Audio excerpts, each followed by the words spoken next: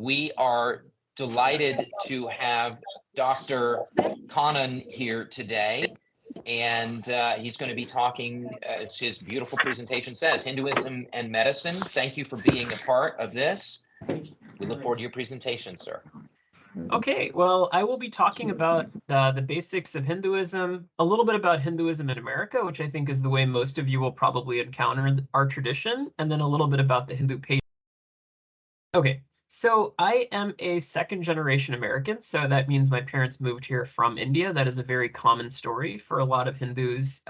You know, a lot of us date our origins to like 1965 in this country, the Immigration and Naturalization Act. There wasn't a very large presence of Hindus before that, but many of us came sort of into the waves after that. So you're typically going to encounter second or third generation Hindus, but not people who've been here like 200 years or anything like that. I'm a Hindi speaker. That is one of the most commonly spoken languages in India, in addition, of course, to speaking English. And I think that that doesn't mean that every Hindu speaks Hindi. A lot of Hindus speak other languages. And so just something to be aware of is Hindi does not equal Hindu. So I just want to say that Hindi does not equal Hindu. Hindi is a language spoken by a lot of Hindus, but also by non-Hindus. And Hinduism as a religion that is followed by people who speak Hindi, but also lots of other languages like Tamil, Telugu, Bengali, Gujarati, etc. I consider myself a religious Hindu. I teach Sunday school, and I am active in my local community in that way. I've been very interested in religion and philosophy for many, many years. You know, since before college, I would say I majored in religion in college, and I still continue to read in this space as much as I can as a lay person. And I've also been a physician for 17 years, so I've treated patients who are Hindu and obviously non-Hindu. I am a professor of medicine at UCSF in San Francisco. So all of these things will inform the presentation I'm about to give you. And so please feel free to ask questions in the chat if someone can sort of monitor that. And then, yeah, I will go ahead and just start with this. So it's just some basics about Hinduism to start.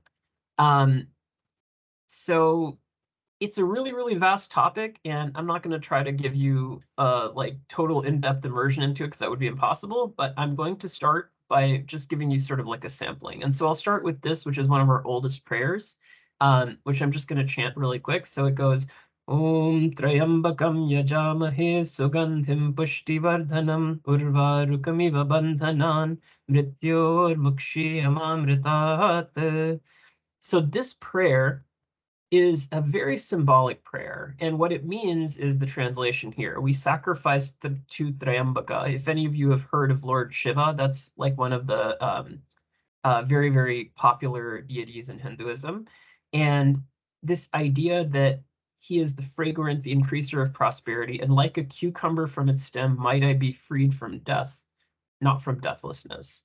So in other words, it's a plea in that direction. I think it's very, very appropriate for a talk on Hinduism and medicine, that this is a prayer that's often chanted by people when they're sick.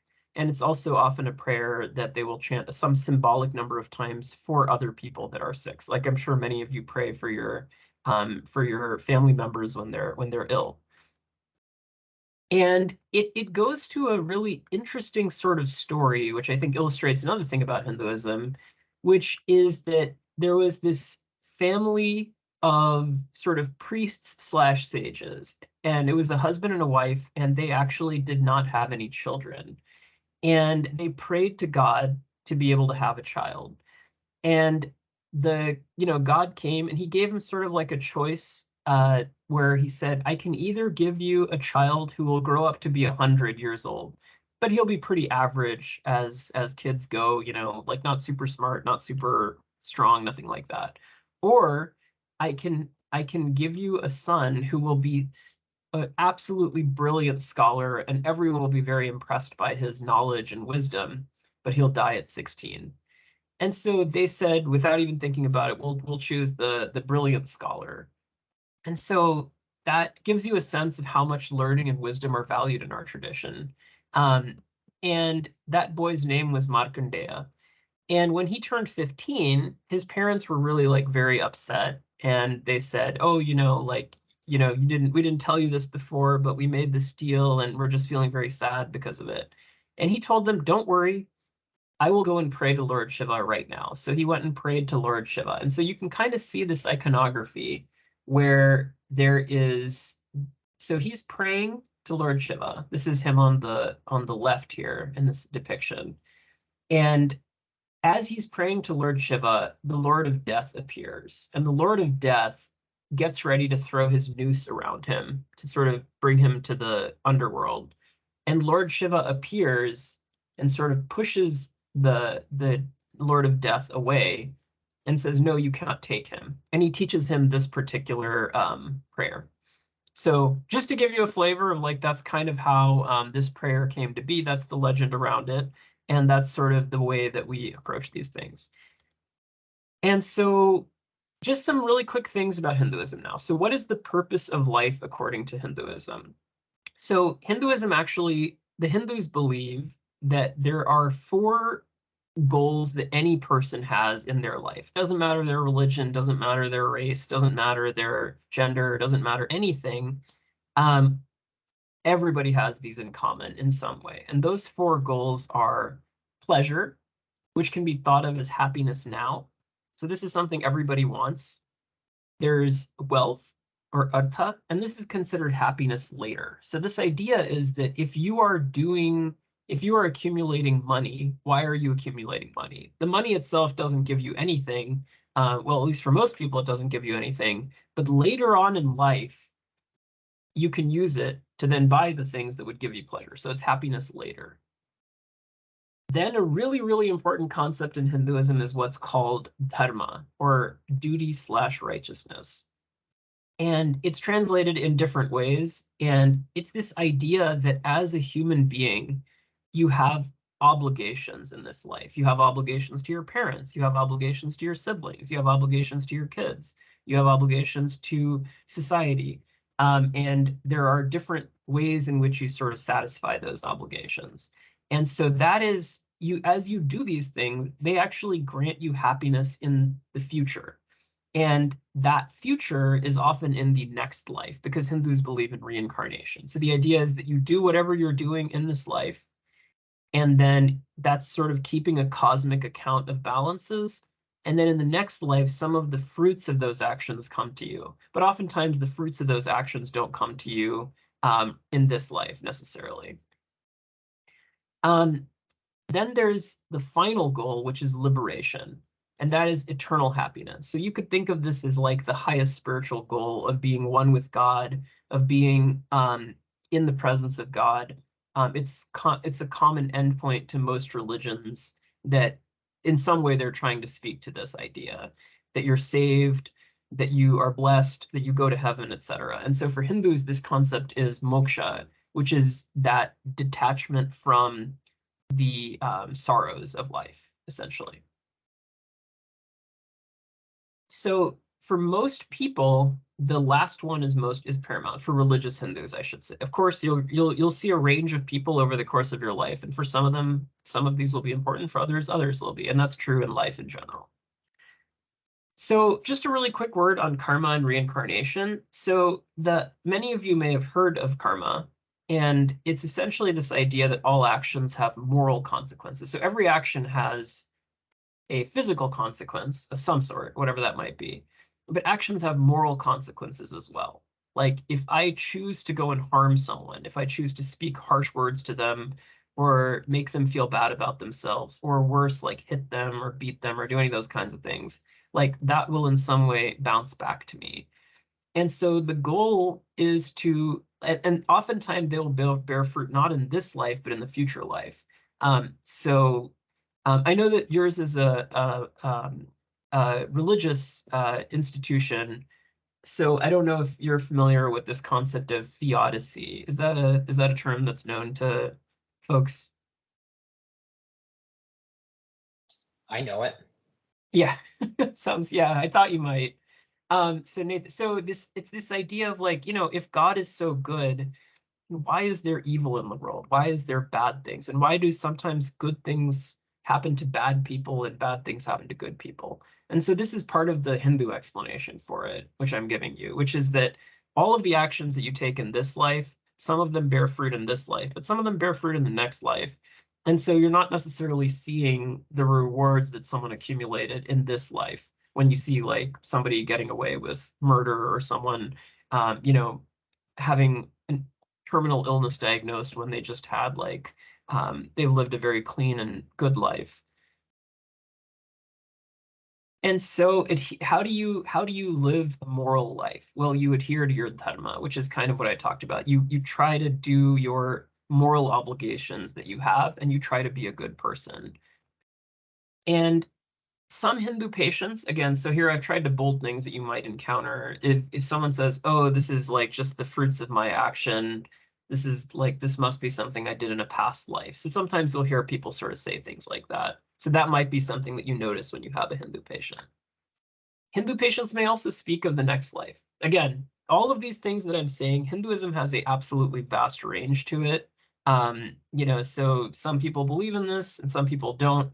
Hinduism is in many ways like Judaism, I would say, which is that it is a culture and a practice as much as it is like a belief system. And so the beliefs aren't always the same. People often do things in similar ways. Okay, so that's a little bit about reincarnation and karma. So then one thing I wanted to just briefly walk you through are some of the things that Hindus value.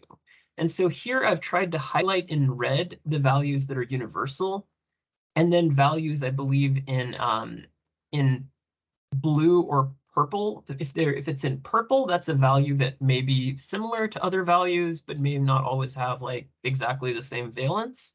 And then the values in blue might be values you consider relatively unique, like ones that aren't necessarily shared across a lot of traditions. So I thought I would that way just highlight a little bit about what's similar and what's different.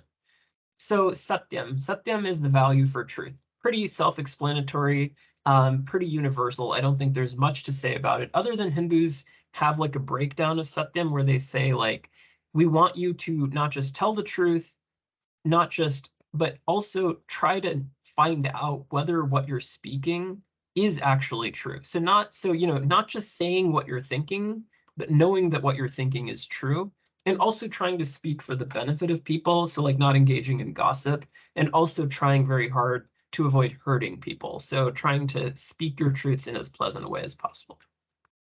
Then there's ahimsa. Ahimsa is this idea of non-injury or non-violence. Like it's a desire not to harm individuals. And so Hindus take this in a slightly unique direction, which is that it's for everything, including animals. So that's why a lot of Hindus, although not all Hindus, are vegetarian. So it's that same principle extended. And I think that that's just something to be aware of.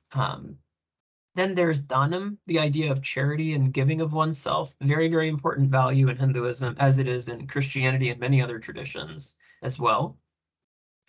And then there's vairagya. So this one is kind of interesting. So I would say that it's not that this is not a value in other traditions also, but it is something that's specifically important in Hinduism. This idea of being detached, of being able to give up material goods, being able to let go of sort of the physical manifestations of things. And part of that is being detached from the body, like not being so attached to like, this is but one life that you are living. And detachment is one of the ways in which we free ourselves. And so vairagya is an interesting thing if you hear Hindus talking about detachment. And then there's this idea of being a sthita prajna. So this is a person who is fixed in wisdom. You could think of this like a stoic. So like the Greek Stoic philosophy, this idea that you try to cultivate a stillness in your heart so that you don't get sort of buffeted about by the winds of change. So there's things that are constantly changing, and we have almost no control in our lives over the vast majority of that. There's an earthquake here, there's a flood there, there's a massive war that breaks out nearby. These things they're a constant in human life. And so the only thing that the wise person can do is maintain equanimity in the face of it and take the appropriate actions that they're supposed to take. But this is kind of like one of the high ideals. If many of you have heard of like in terms of like religious books, Hinduism has many religious books. One of the very common ones is the Bhagavad Gita. And in the Bhagavad Gita, there is a a series of verses devoted to the sthita prajna, the person who has these characteristics and how they are unmoving in the midst of all this change. And then just to say that all of this falls into this idea that there is Sanatan Dharma, which is your eternal duty, your eternal dharma.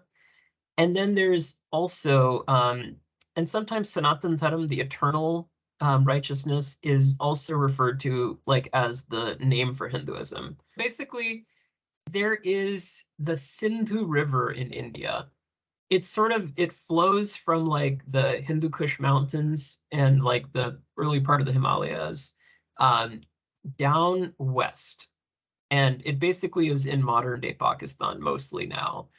But essentially everyone living east of that river were called as Sindhus.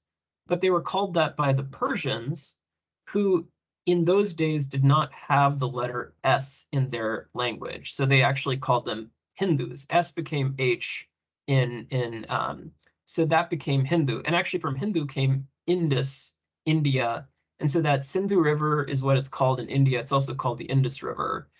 So anyway, just something to be aware of. So the point of all that is that Hinduism is the exonym. It was the name given to Hindus by people outside. And, it's not a big deal. We're not like super upset about that or anything like that. But sometimes we refer to our tradition as Sanatan Dharma, the eternal righteousness, the eternal duty. And so then what I mentioned earlier, like what is the final goal of the tradition? Well, it's to achieve moksha. And moksha is sort of like the final thing.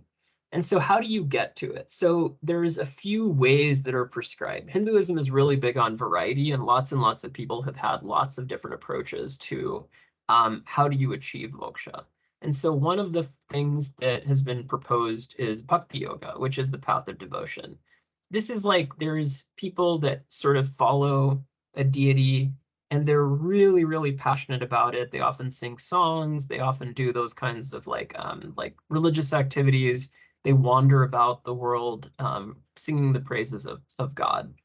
So that's one path. Another path is jnana yoga. So this is the path of knowledge. This is like we consider through scriptural study, especially like Hindu scriptures, like just sitting and reading and understanding the nature of God, the nature of consciousness. And then there's karma yoga. This is the path of action. And this one was really, really popular. It became very popular with the Bhagavad Gita. And the idea here is that some of these require like a full-time devotion to their, like you can't really do these while you're a householder, for example, meaning like someone who is married, has kids, working a job, maybe, doing like various things around the community. But the karma yoga, the idea is cultivating that detachment within the context of doing your day-to-day work. So everything is a devotion. Everything is dedicated to God. And so this is one of the very famous verses from the Bhagavad Gita. Karmanyeva adhikaraste ma phaleshu kadachana ma karma phala heturbhur ma te sangostva karmani, which means that your right is to the work, but not to its fruit. And actually, this is, I think, incredibly helpful advice, whether you're Hindu or not, whether you're religious or not. And it's actually advice sometimes I'll give to my students and residents, because it so nicely encompasses one of the unknown in medicine, right? You give that patient anesthesia, you go through the operation, things are going well, and then all of a sudden there's a complication that was unforeseeable, or maybe in some cases it was because of something that you did. But you can only do the best that you can do. You prepare as well as you can, you study as well as you can, you make sure that you show up with 100%, and depending on how, but at the end of the day, sometimes you cannot save their life. You cannot sort of fix things. In your jobs, you may or may not be able to get that promotion, et cetera, et cetera. So Hindu patients may be familiar with this verse, and so just something to be aware of. All living things are sacred in Hinduism. This is a picture of Lord Krishna, just to give you like a sense of some of the iconography that's out there. Lord Krishna is one of the avatars of Lord Vishnu. and he is often depicted with cows. He was a cowherd like during his life, kind of like Jesus was the son of a carpenter, and had like a certain job vocation, right? And I still remember like, oh, like he went and found his disciples and he said, "You're fishers." So they were fishermen, right? And he said, "You come, I will make you fishers of men." So there's a story to him, to Lord Krishna, the same way there's stories around Jesus. Um, and so, and we talked a little bit about ahimsa already. This is sort of the basis of vegetarianism, as I said. Not all Hindus are vegetarian. It's actually probably the best thing I can tell you about Hinduism is that anything I say to you about Hinduism, there will be some contradiction somewhere that someone says, well, but not me. Again, most but not all Hindus will probably not want to eat beef. Again, not a universal, but just something to be aware of.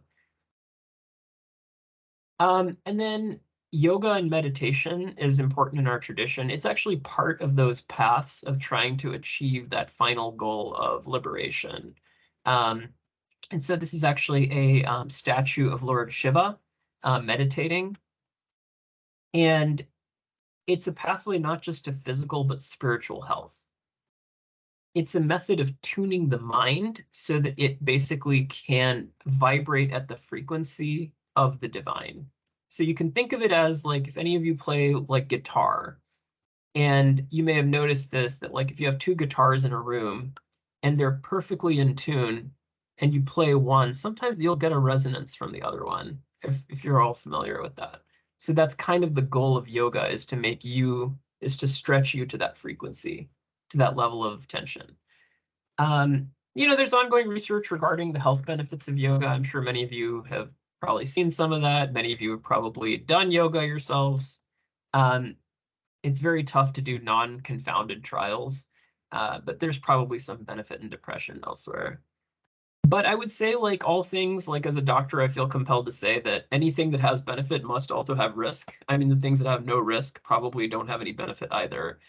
So it's important to note that you should just, if you're doing yoga, you should just make sure that you don't have any medical conditions that would be exacerbated by it. So lots of axial loading and twisting is involved. If you have like a slip disc, that can cause problems. And then in inverted positions, you should be careful undertaking those.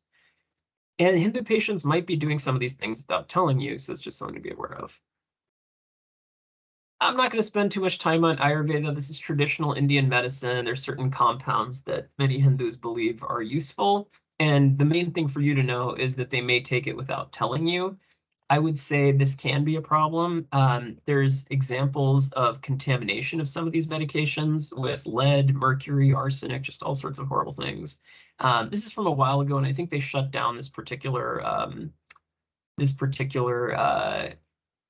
manufactory in India, but just something to be aware of, that sometimes you get heavy metal contamination of these things. And so one of the things that is really important in Hinduism is a value for learning and knowledge. That sort of comes through in a lot of different ways. This is a picture of Saraswati, who is the goddess of wisdom and knowledge. And she sort of represents this principle of like, these are the things that you should learn. So what should you learn? Well, in one hand, she's holding a prayer beads. So you should learn to pray, and you should learn the chants and all those sorts of things. She's holding a musical instrument. So that's something also that you should try to learn music if you can. And then she's holding a book. In this case, she's holding the Vedas, which is like our sacred texts. And so the idea here is that you should basically be you should try to engage in scholarship as much as possible. So how does this come out culturally? So Hindu patients, you may or may not notice this, but they often get really like sort of upset looking, or they don't like it if you put your feet on a book in their presence. Like they try not to touch books with their feet. And one of the things I tell my own kids is don't touch books with your feet. Books are a form of goddess Saraswati. And if you do, you're supposed to apologize to the book. You're also not supposed to touch musical instruments other than those played with your feet. And so just something to be aware of. Is Hinduism monotheistic or polytheistic? It's actually interesting because I've shown you several images at this point of like Hindu gods and goddesses, right? So you may think, well, very obviously it's polytheistic. But I think for Hindus, it's more complicated than that. We consider all of those gods and goddesses like sort of manifestations of a divine principle that is unbroken, unitary, and singular. And from the standpoint of Hinduism, it's not really a question of whether you believe in one god or many gods, but whether you're thinking of God in terms of with attributes, which is what sagun means, versus attributeless, which is nirgun. And so there's this idea that when God manifests to any given person, like the burning bush for Moses, for example, or you know, I'm forgetting now the story for Paul, but when he was on the road to Damascus as Saul, right? Like that whole story, like when God manifests or gives you a vision, what does it look like? It's probably something that is something that you understand culturally. So human culture is a sort of way of creating these frameworks for understanding the divine. And so it's different from society to society, and that's the way Hindus think about it. This is an example of God as child, and on the right, it's God as the omnipotent. And so there's all these different ways that humans sort of visualize the divine, and Hindus are no different that way.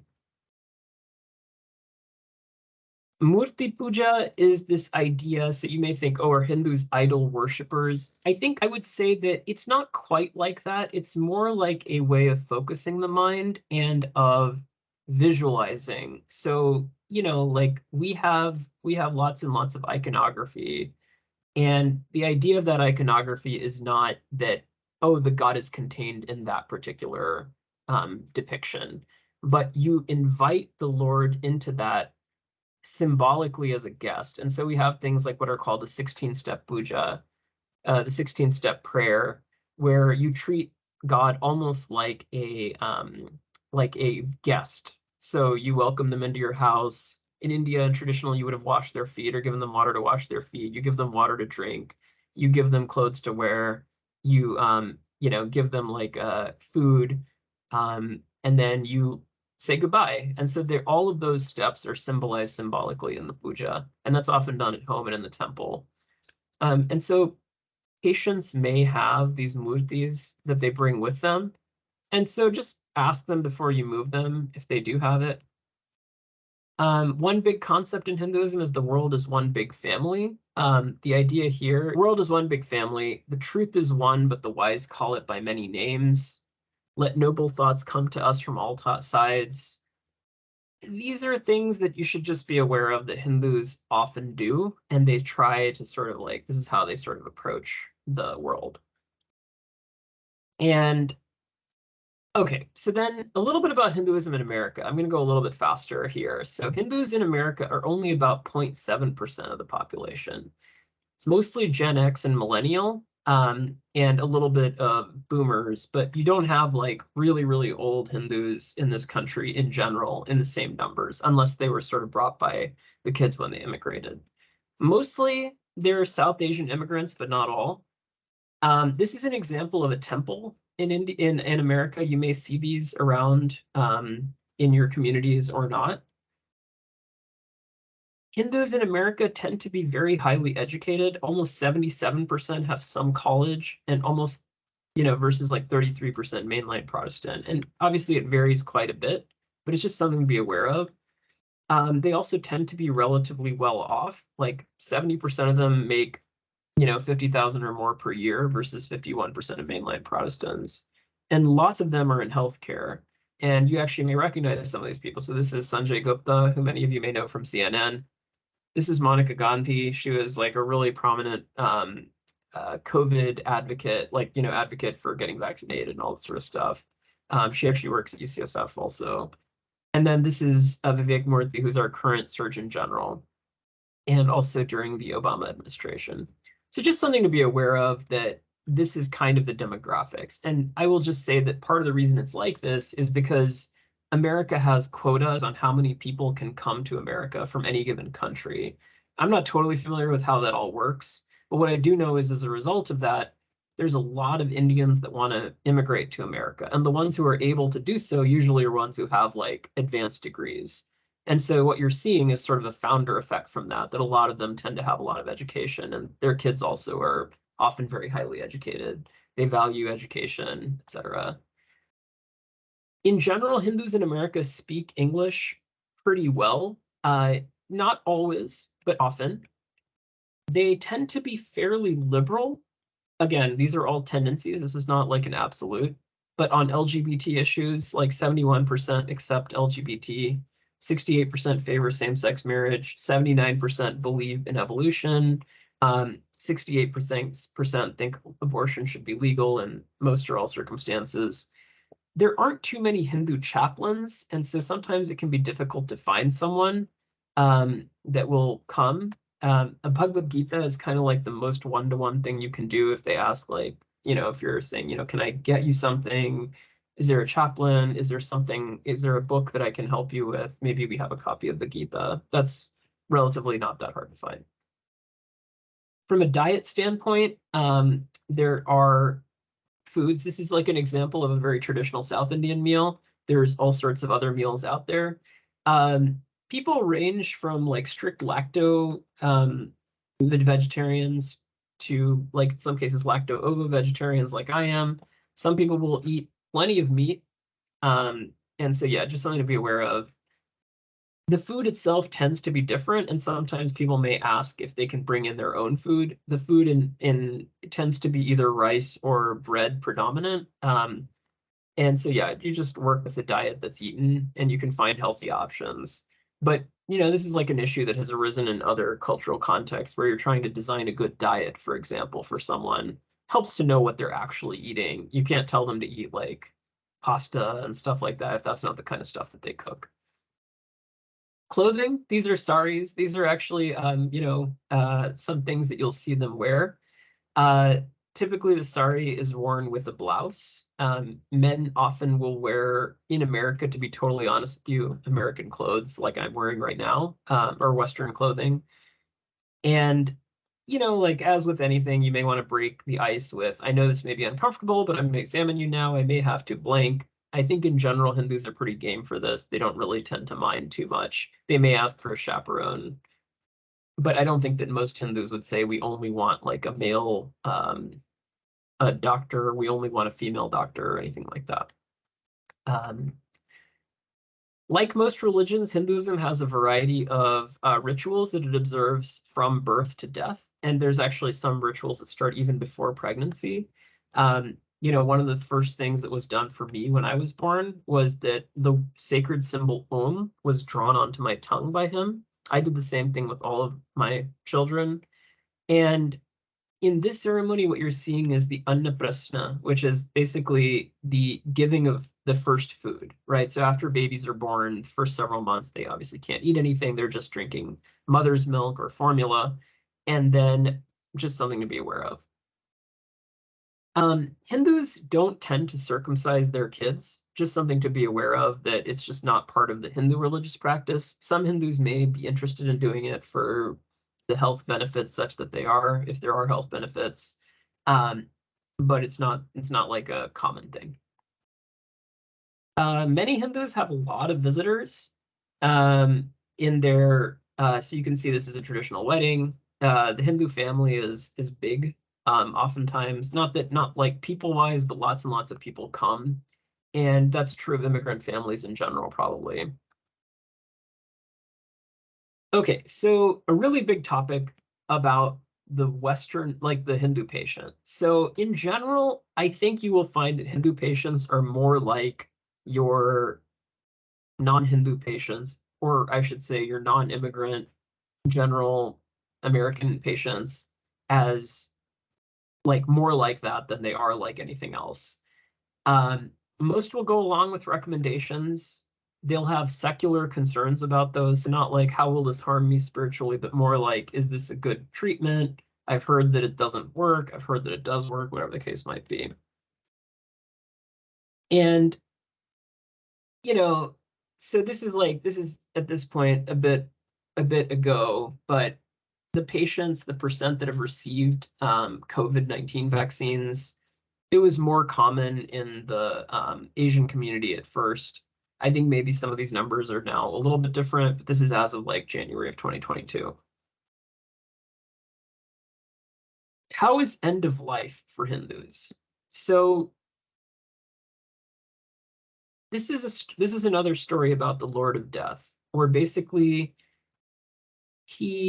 there was this really devoted this woman who was very smart, very wise, and she sort of tricks the Lord of Death into restoring her husband to life.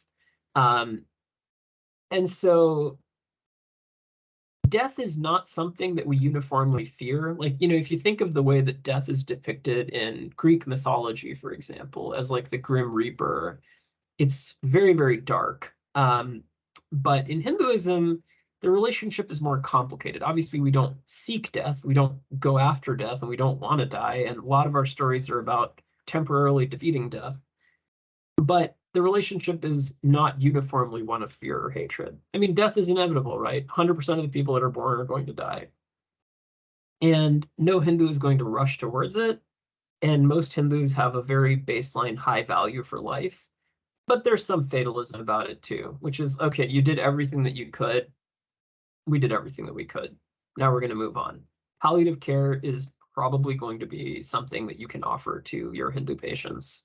And anyway, but as always, you should ask them. Last rites, this is a really important difference from many other traditions, is that we cremate our dead.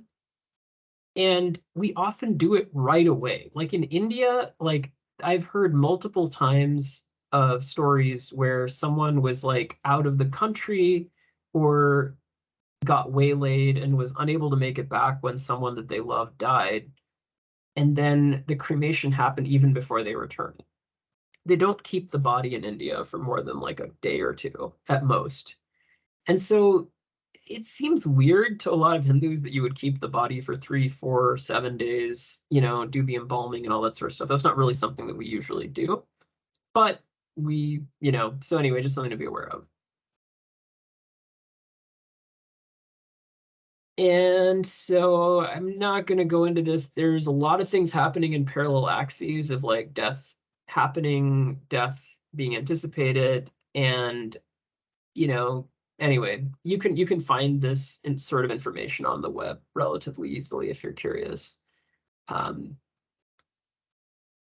yeah, this idea that the self, i.e. the soul, can never be cut into pieces by any weapon, nor can it be burned by fire, nor moistened by water, nor withered by the wind. It's completely indestructible. So very similar to, I think, Christian ideas of the soul, is that it is always going to be there. And this body is just a clothing that soul is temporarily wearing. So I'm going to wrap up and see what questions you have, but I will just say Hinduism is a very pluralistic, varied religion. It is around the pursuit of happiness as a goal, and the ways in which that you pursue that vary from person to person. They have the component that is eternal, the Sanatan Dharam, and they have the component that's individual, which is the Svadharam. And that is like, my duty as a son, my duty as a father, my duty as a husband, my duty as a member of the community, etc., like a citizen of the United States. Every single one of those is important. All of them have to be balanced against one another, especially if there's any conflict. And, the unchanging values are sort of like one way in which you guide all of that. Hindus in this country are a small, highly educated, relatively wealthy community, not through any specific greatness about Hindus, but just the fact that that happens to be who is allowed to immigrate here. And Hindu patients will in many respects resemble other immigrant patients, but in general will probably be more amenable to interventions and also to being, DNR, DNI, transitioning to palliative care when that's appropriate. So with that, I will stop and see what questions you all have. We have several great questions in the chat. Oh, wow. The first one is about Hindu celebrations and festivals. Do you personally celebrate those, and what do they mean to you? Yeah, great question. So I am not personally like super like I love festivals in theory, in practice, especially with young kids. I have not always found it very easy to go out and do those, but I think lots of Hindus do. And it is a very celebration heavy religion.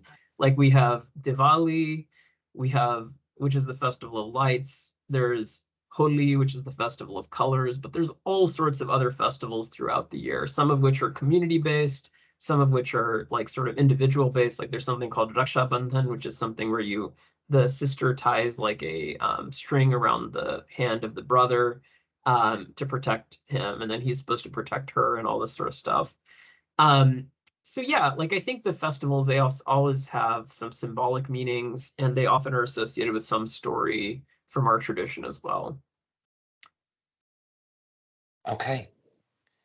And then what about the different phases of a Hindu wedding? And do Oh, Hindu weddings have to be outdoors?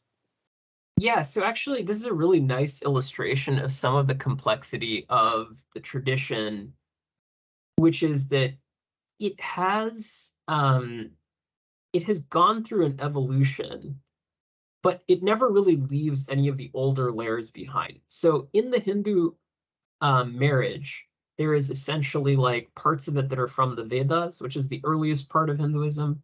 There's parts from sort of the epic period, and then there's parts of it that are relatively modern, that have been modernized.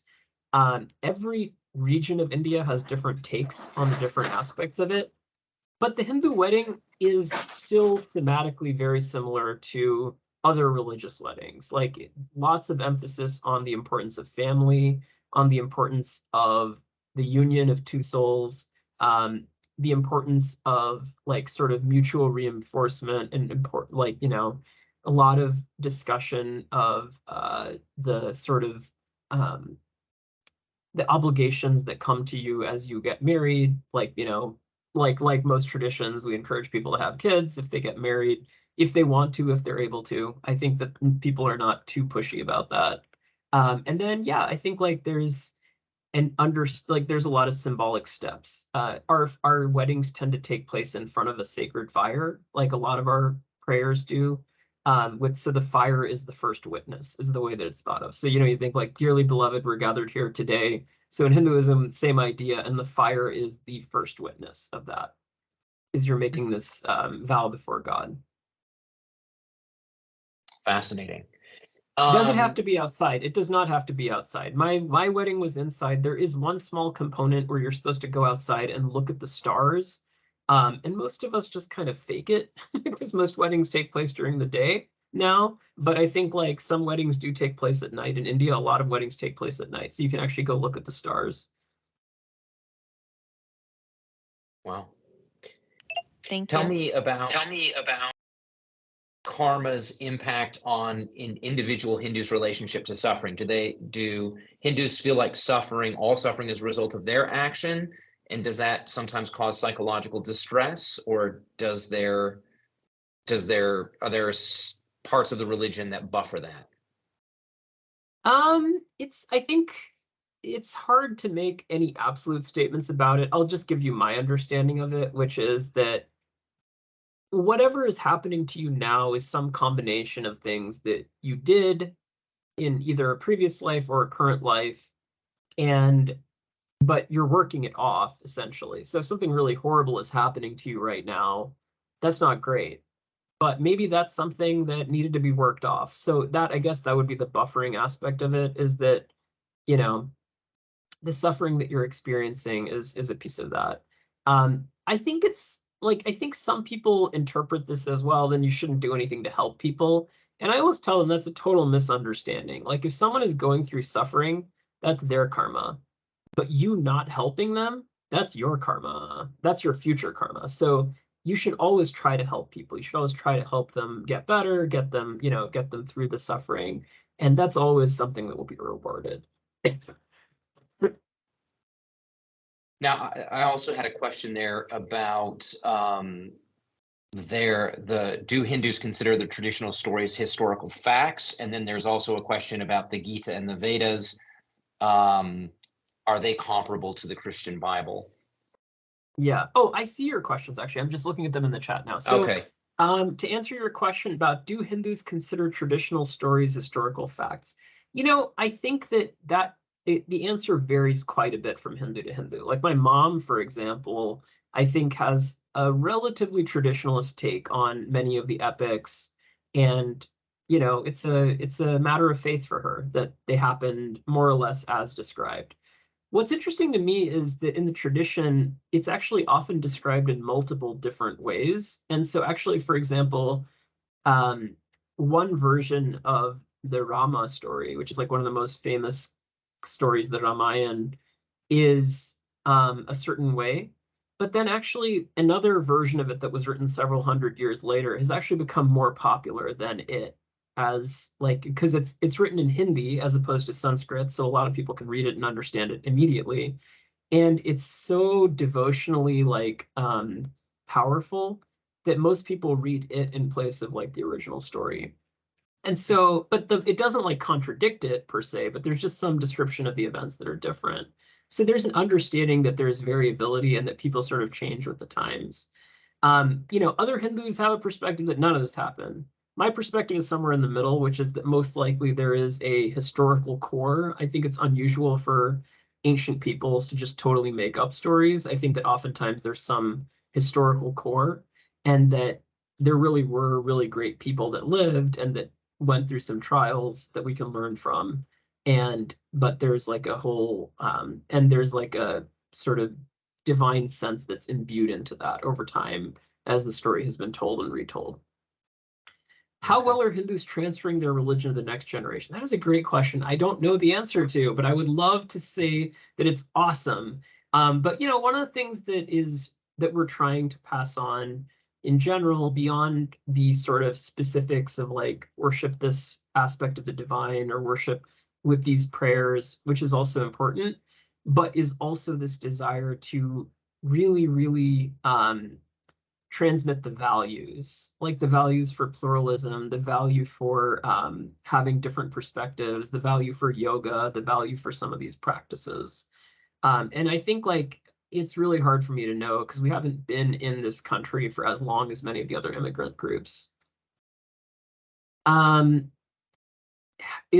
Hindus think all creatures have souls? All living creatures, from the perspective of Hinduism, do have souls. And so part of the way you work off karma is like if you have like particularly bad karma, there's a perspective that not shared by all Hindus, but that maybe you're born as like an insect or something like that, and you have to work that off. And then the next time, maybe you get a little bit, further down the ladder.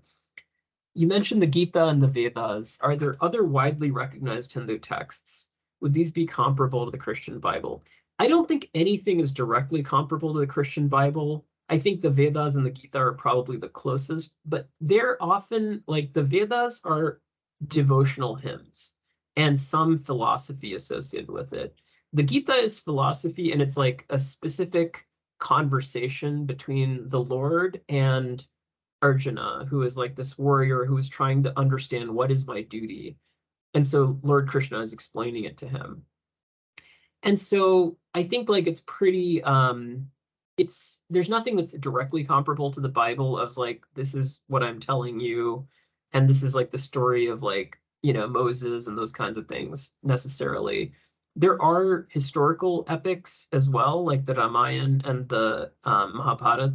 In fact, the Bhagavad Gita is a chapter of the Mahabharata, so it's like there's a lot of different Hindu texts out there. There's a lot of more modern ones as well. Like people will often read like the works of sort of modern philosophers and consider those almost as profound or even as profound as some of the stuff. And a lot of it is also like, a lot of these texts are written in Sanskrit, so we don't have direct access to them. We understand, there's translations, but then there's extended commentaries on them. So the tradition is a very lived tradition where it constantly evolves as people sort of interpret it. How do practicing Hindus view people of other religions and their faiths? So I think like the most broad statement I can make about this is that in general, Hindus do not have any sort of negative ideas about other people's traditions, except to the extent that they significantly conflict with Hinduism. So if like like there's some groups that have like tried to convert Hindus and force them to eat beef. Like that just doesn't get sort of looked at very positively if that happens. But I think like if you think about like you say, oh, I worship Jesus. A Hindu would say, oh, that's fantastic, but we worship Shiva, we worship Vishnu. I think that in general they would not like, oftentimes you say, oh, would you worship Jesus also? Like for a Hindu, they would just they would make an idol of Jesus and put it in their same temple, which I understand is definitely not what is being gotten at by missionaries in general, but I think that's something that like a lot of Hindus will do because they don't see any problem with that. I think Hinduism also has this idea that almost any sincere seeker, regardless of what label they give themselves, will be able to sort of vibrate with the divine. Like this idea that I've sort of talked about, like, sound is a very important aspect of our tradition symbolically. So this idea that you vibrate with the divine frequency.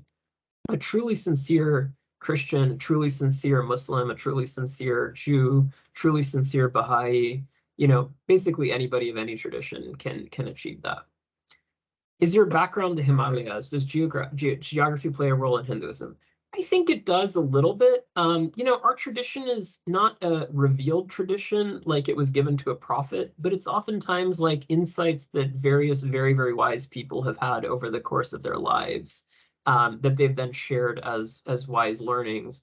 And if you compare those to other sort of traditions of the same type, you'll see a lot of commonalities and similarities. So yeah, I think that is the end of these questions. I don't know if anyone has any other questions that they, and I know we're almost out of time too. Looks like there's one more. How do Hindus relate to humanity's increasing population through the lens of reincarnation? Are new souls, selves being continually created? Yeah, so it's an interesting question about like what does that all mean and how does that relate? I think like there is a perspective that we just don't know enough about the universe. Like maybe there's some worlds where there's fewer people being born. Maybe there's some worlds where like populations are dying out. And it's part of like a really mysterious sort of calculus, which is just a way of saying we don't worry too much about it. But yeah, it is an interesting question philosophically, but I think we don't spend too much time thinking about it. Yeah. Wonderful. Thank you for your time, Doctor. And my pleasure. Incredibly informative and well put together. We're honored by your teaching and your presence. Thank you. Yeah, absolutely. Namaste. Good luck to you all. Be well.